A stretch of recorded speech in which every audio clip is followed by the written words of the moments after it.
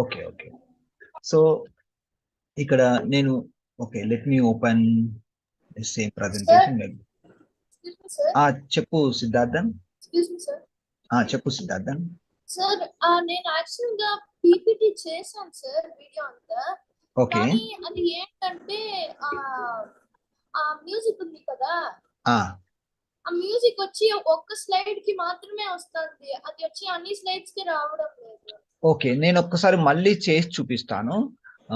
ఏం చేయాలంటే ఇన్సెట్ లో ఆడియో ఆడియో అండ్ మై పీసీలోకి వెళ్తున్నాను. ఇక్కడ ఓకే, ఇది మ్యూజిక్ ఫైల్ ఇన్సెట్ అంటున్నాను. ఫస్ట్ స్టెప్ ఏంటంటే ఇన్సెట్ చేశాక మీరు బయట పెట్టుకోండి.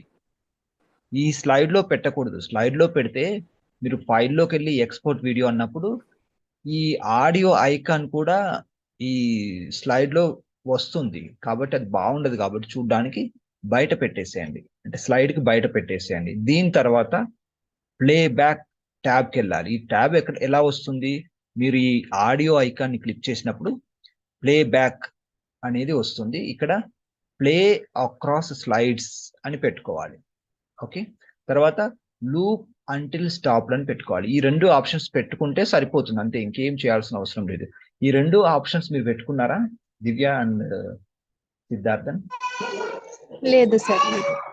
ఈ ఆప్షన్స్ పెట్టుకోండి, వస్తుంది. ప్లేబ్యాక్ లో ప్లే అక్రాస్ స్లైడ్స్ అంటే యాక్చువల్ గా దీని ఇక్కడ కాన్సెప్ట్ ఏంటంటే మనం ఈ ప్లేస్ లో పెట్టినప్పుడు నెక్స్ట్ స్లైడ్కి వెళ్ళినప్పుడు ఇక్కడ ఎనేబుల్ చేయకుంటే నెక్స్ట్ స్లైడ్ లో ప్లే కాదు, అది కాన్సెప్ట్ ఇక్కడ.